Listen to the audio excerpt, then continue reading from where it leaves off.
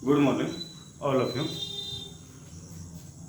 आज हम लोग देखेंगे CC1 child and growing up से एक क्वेश्चन कि शिक्षा से आप क्या समझते हैं और शिक्षा के कार्यों का वर्णन करें, विवेचना करें, व्याख्या करें। कहने का तात्पर्य जो शिक्षा एक जो प्रक्रिया है, शिक्षा से हमें क्या क्या चीज़ सीखने को मिलती है, शिक्षा के माध्यम से हमें कौन कौन सी बदलाव होती है, अब प्लस शिक्षा क्या करता है, वो कैसे क्या करता है, वो अपना वर्क करता है, कार्य करता है। ठीक है, इस पर हम लोग ध्यान देंगे हम लोग। तो ठीक है, तो फर्स्ट में हम देखें कि हाँ शिक्षा से आप क्या समझते हैं, क्या सीखते हैं, इनके कार्यों का वर्णन।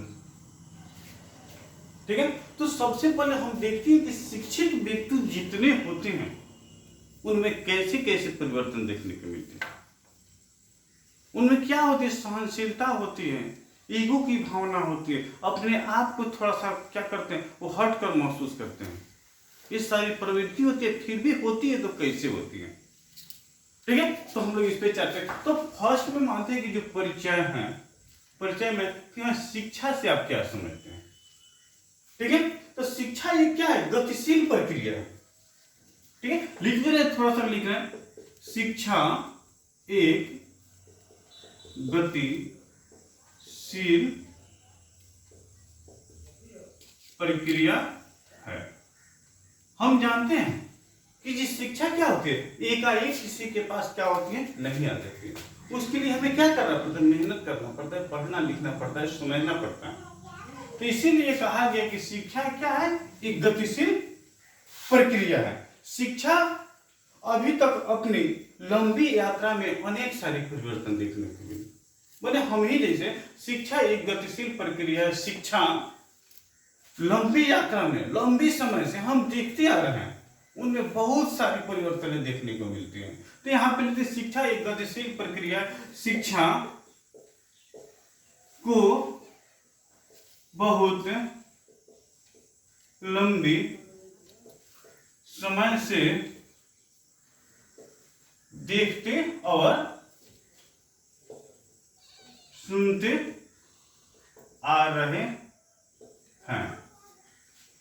ठीक है, देखते और सुनते आ रहे हैं, लेकिन क्या करते, शिक्षा के माध्यम से हर व्यक्ति में क्या होता है, अलग अलग रूप में क्या होता है, परिवर्तन देखने को मिलता है। एक समान क्या होता है, सभी में क्या होता है, एक समान परिवर्तन नहीं देखने को मिलता है। ठीक है, ताकि वो समय की आवश्यकता को पूरा कर सके। और यहाँ पे ये भी देखते हैं ताकि क्या होता है, एजुकेशन होता है, शिक्षा होता है, समय का पूरा ख्याल रखता है।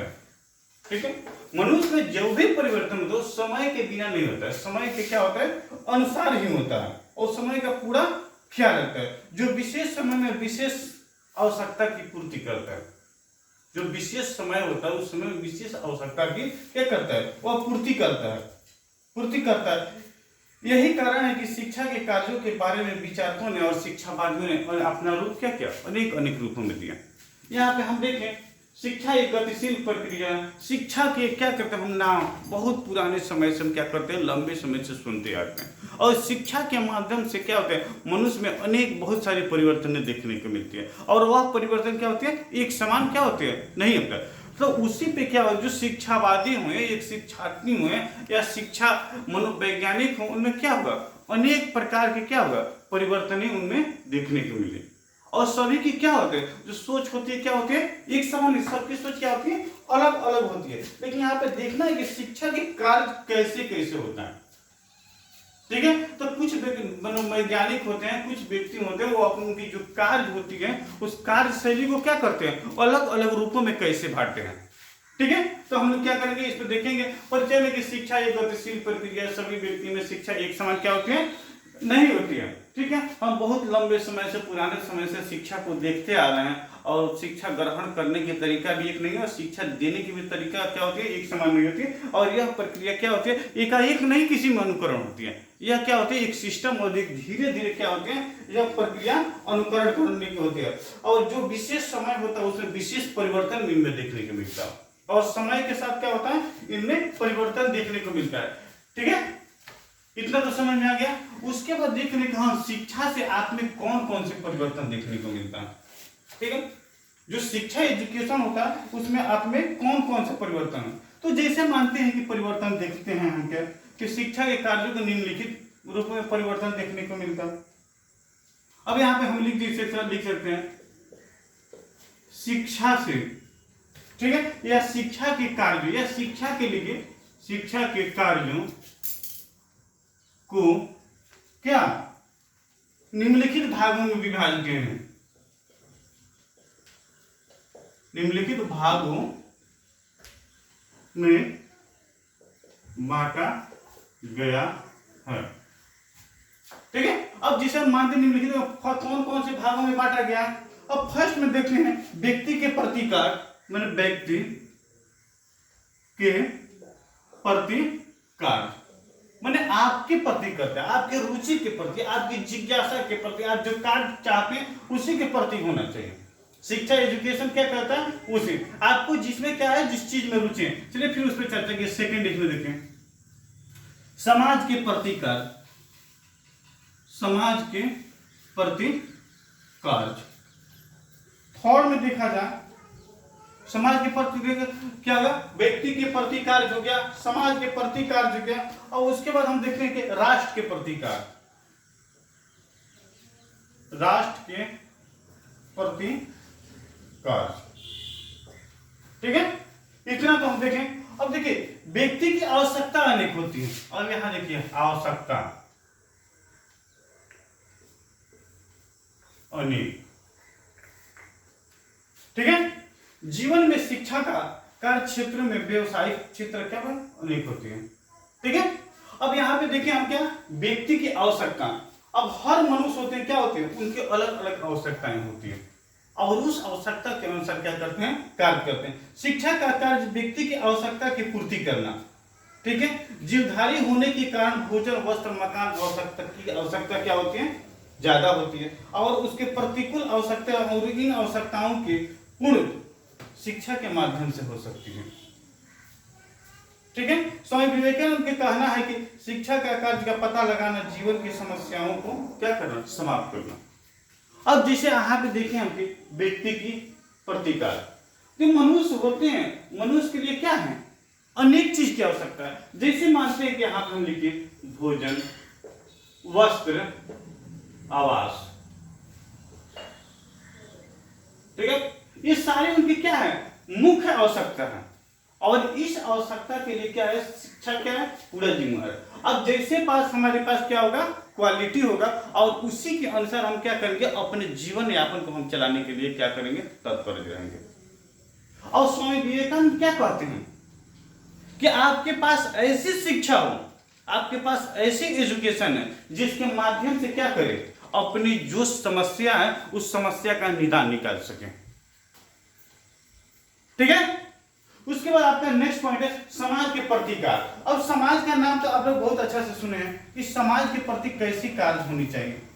ठीक है, तो समाज में क्या है, हर व्यक्ति की क्या होती है, आवश्यकता अलग होती है। कोई व्यवसाय करना चाहते हैं, तो कोई बिजनेस करना चाहते हैं, कोई नौकरी करना चाहते हैं। ठीक है, जीवन में शिक्षा का कार्य क्षेत्रों को व्यवसायिक कुशलता के प्रति में समस्या सहायता देना चाहिए ताकि आत्मनिर्भर बन सके। ऐसे व्यक्ति जीवन में उन्नति करता है तथा वह एक स्वस्थ समाज का निर्माण करता है। अब देखिए यहाँ भी समाज के प्रति है, समाज में सबकी रुचि क्या होती है, अलग अलग होती है, सबकी वर्ग क्या होते हैं, अलग अलग होते हैं, और समाज में उनकी क्षमता योग्यता को देखते हुए हमें क्या करना चाहिए, समाज को उस लायक बनाना चाहिए ताकि वह अपने क्या करें, आवश्यकता के पूर्ति कर सके और अपने आप में क्या करे, वह आत्मनिर्भर बन सके। तो यहाँ पे देखिए व्यक्ति के प्रति का हमारे रुचि के प्रति, अगर हमें शिक्षक बनना है तो हमें शिक्षक बनने दीजिए। ठीक है, अगर समाज के प्रति, अगर समाज में कुछ कमियां देख रहे हैं तो आपके पास एजुकेशन है तो आप उसको मोटिवेट करिए, उस कमियां को समाप्त किया जाए। ठीक है, उसके बाद क्या है, राष्ट्र के प्रति। देखिए ये भी क्या है, बहुत बड़ा पॉइंट है राष्ट्र के प्रति। जीवन में शिक्षा का कार्य छात्रों के केवल उनकी आवश्यकता की पूर्ति के लिए नहीं, उनके भौतिकवादी संपन्नता की सहायता के लिए, ताकि छात्र क्या करे, वो एक संपन्न और तत्पर नहीं बन सके। उनको हमें ऐसी शिक्षा देना चाहिए कि ताकि उनके चलते क्या हो, जो राष्ट्र है उस राष्ट्र का भी क्या हो सके, विकास हो सके। ठीक है। तो बालक क्या होता है, बालक जो जन्मता है वो एजुकेशन प्राप्त करता है, वो विद्यालय पढ़ता है, वो अपने लिए नहीं, वो राष्ट्र के लिए क्या होता है, तत्पर होता है, एक तैयार होता है, और राष्ट्र की जो समस्या होती है उस समस्या का निचोड़ होता है, और व्यक्ति का चरित्र का विकास, ठीक है। और सभी व्यक्ति क्या होते हैं, एक जैसा नहीं होते, और सबकी चरित्र, जैसे आप देखिए हम लिख रहे हैं, आप इसको नोट कर रहे हैं तो आप नोट कर सकते हैं। अब देखिए शिक्षा से हमें क्या क्या सीखने को मिली, दो तीन हम लोग पॉइंट देखें। सबसे पहले व्यक्ति अपने प्रति होता है, उसके प्रति समाज के प्रति होता है, उसके बाद राष्ट्र प्रति होते हैं, और उसके बाद व्यक्तित्व का चरित्र का निर्माण। अब देखिए यहाँ पे जैसे फोर्थ में है आपका व्यक्तित्व एवं और चरित्र का निर्माण, ठीक है। व्यक्तित्व और चरित्र का निर्माण, चरित्र का नैतिक चरित्र का विकास करता है तथा व्यक्ति के जिसके पास जो गुण होते हैं, जिससे वह शुरू होता है, जिससे जो उनकी प्रक्रियाएं होती है क्या होती हैं, अलग अलग रूपों में पाई जाती है, ठीक है। तो हमें हर व्यक्ति को क्या करना है, उन्हें सकारात्मक सोच के प्रति हमें क्या करना चाहिए, उन्हें जागरूक करना चाहिए। उनके पास हमें क्या करना चाहिए, मेरिट के प्रति उनको जागरूक करना, डिमेरिट के प्रति हमें क्या करना चाहिए, उनको जागरूक नहीं किया। और उसके बाद और एक पॉइंट है 5 में, जीवन के लिए तैयार करना, जीवन के लिए रेडी करना, तैयार करना। जब व्यक्ति जिस कार्य को करता है तो उसमें क्या करें, उनकी रुचि, उनकी जिज्ञासा, उनकी मानसिकता को क्या करें, उसमें खूब अच्छा से लगाने के, उसमें खूब जहन उनकी क्या हो, अच्छा होना चाहिए। शिक्षा का कार्य व्यक्ति को जीवन के विभिन्न समस्याओं से संघर्ष के लिए तैयार करना, जो व्यक्ति के आई हुई समस्या से जूझने में सहायता करती है। अब यहाँ पे देखिए जीवन के लिए तैयार करना। अब यहाँ पे शिक्षा क्या करती है कि शिक्षा का कार्य व्यक्ति को जीवन के लिए क्या करना, तैयार करना। उनके पास जो विभिन्न समस्याएं हैं उस समस्या का समाधान करने के लिए क्या करना, तैयार करना, ताकि उनकी जो समस्या, उस समस्या से जूझ लड़ने के प्रति क्या है, वो जागरूक हो सके, ठीक है। उसके बाद क्या, वातावरण के अनुकूल। अब देखिए छठा में क्या है, वातावरण, वातावरण के अनुकूल। देखते हैं क्या अनुकूल, हम हर कार्य करने के लिए तैयार होते हैं, लेकिन कहीं कहीं पे क्या होता है, अलाउ नहीं होता कि आपको ये चीज नहीं करना चाहिए, ठीक है। परिस्थिति के सामंजस्य स्थापित करने के लिए शिक्षा का मुख्य कार्य होना चाहिए वातावरण के अनुसार। वातावरण और शिक्षा का कार्य छात्रों को उस वातावरण के अनुकूल बनाता है जिससे कि वह जीवन में रह सके और अपनी मूल प्रवृत्ति को संतुष्ट करने के लिए अधिक से अधिक सामंजस्य करे, ठीक है। वातावरण के अनुकूल शिक्षा एजुकेशन ये करता है कि आप इन्वायरमेंट को देखते हुए जो भी अगर वर्क करेंगे तो उसमें क्या होगे, आप हमेशा सकारात्मक मिलेंगे, आपका जो परिणाम होगा वो परिणाम क्या होगा, अच्छा होगा। उसमें किसी प्रकार के क्या करेंगे, आपको समस्या का निचोड़ और समाधान करने के लिए किसी प्रकार की क्या करेंगे, कठिनाइयां महसूस नहीं होंगी। तो आज हम लोग देखें क्या कि शिक्षा से हमें क्या क्या सीखने को मिलती है, और शिक्षा से हमें क्या क्या मिलता है, और शिक्षा का कार्य क्या कौन सा होता है। तो मेरा एक जो हम लोग देखे ये पार्ट, इसका क्या था, पार्ट 1 था। अब कल की क्लास में आपको इसका पार्ट 2 की चर्चा करेंगे। हाँ, शिक्षा से और कौन कौन सी आपकी समस्याएं का निचोड़ हम लोग निकाल सकते हैं, ठीक है। तो आज की क्लास हम आपको यहीं पे एंड करते हैं, ठीक है। इसी के साथ आप सबों को मेरी तरफ से बहुत बहुत धन्यवाद। थैंक्स।